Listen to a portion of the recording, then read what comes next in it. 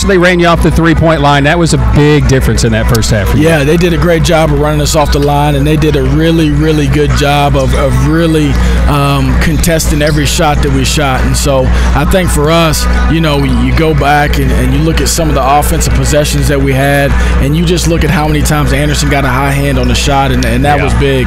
And so, for us, I felt like, though, we did pass up some open shots, and I felt like there were some times where we weren't shot ready.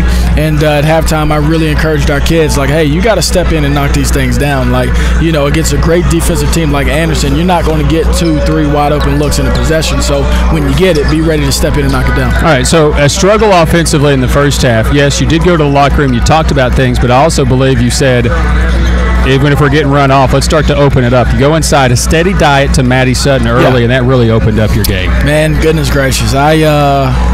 I mean, we were joking the other day, like, when we got to get things settled and we need a bucket, we go to Maddie a lot. And, no matter what the matchup is, she's undersized most nights, but the kid is gritty.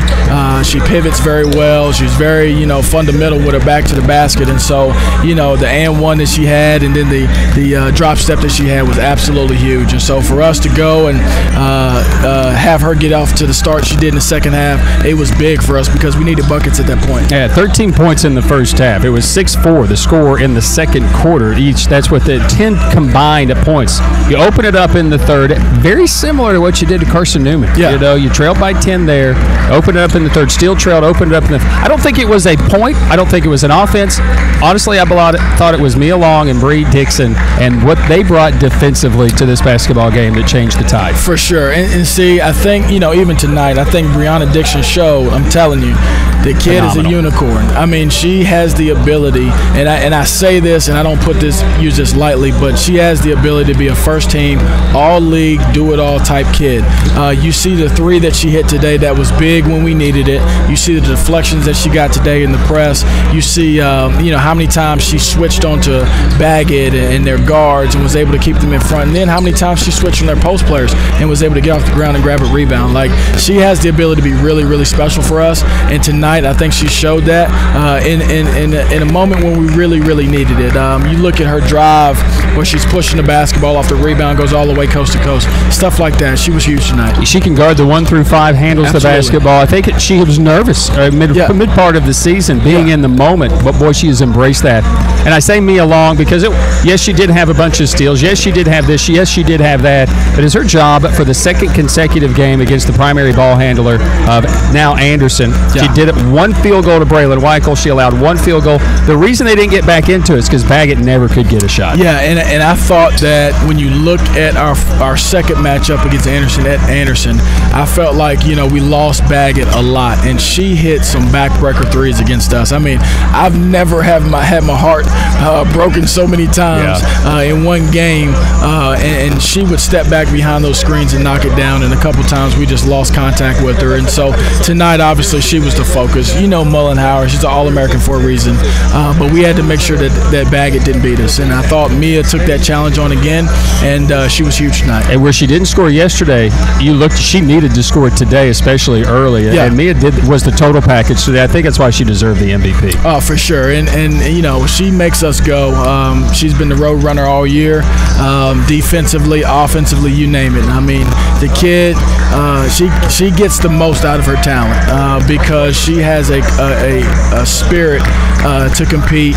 And tonight, I mean, she was absolutely huge. They're going to play her a certain way, and yet she never hung her head. She did what was best for the team tonight, and that's why, we were able to come out with the win tonight. All right, then finally, offensively, Casey Johnson, none in the first half, really altered her game in the second half. 15 points, all of that coming in the second half, earning an all-tournament nod. Yeah, I mean, you look at the and one that she had attacking the basket.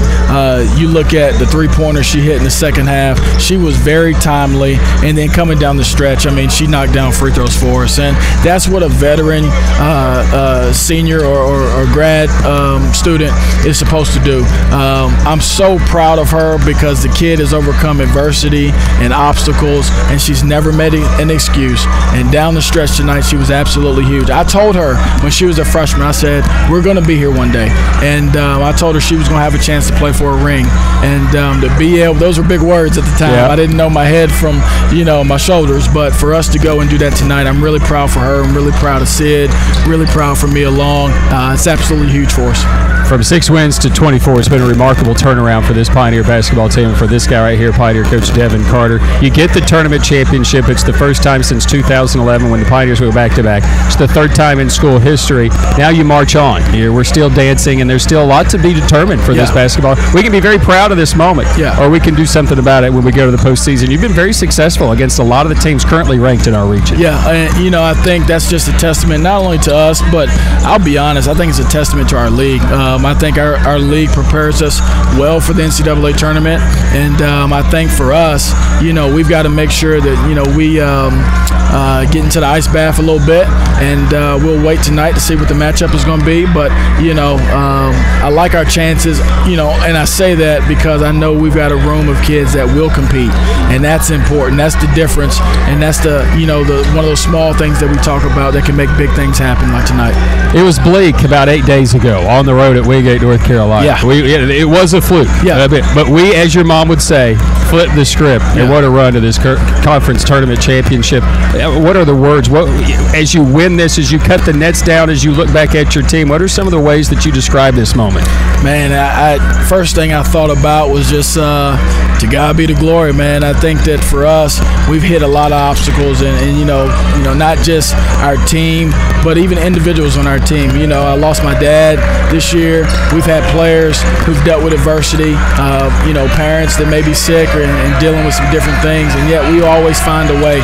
We lost our best player, but we find a way. And the only thing that I could think about, number one, was to God be the glory, and then to number two, man, this feels good. I thought about the hard work that our kids put in. I thought about the early mornings. I would say that this is the best staff I've ever been on. My assistants are phenomenal, and they beat me to work every single day. They make our kids better. There's no small task that they won't do, and so for them to come in their first year, Jordan in his second year to win a championship, man, they're spoiled. Because it took us a long time to get here, but it wouldn't be possible without them. Congratulations. Thank you, brother. Well deserved. He's my coach of the year. Pioneers win the tournament championship. They knock off Anderson 61-49. We're back with some final thoughts after this here on the Pioneer Sports Network.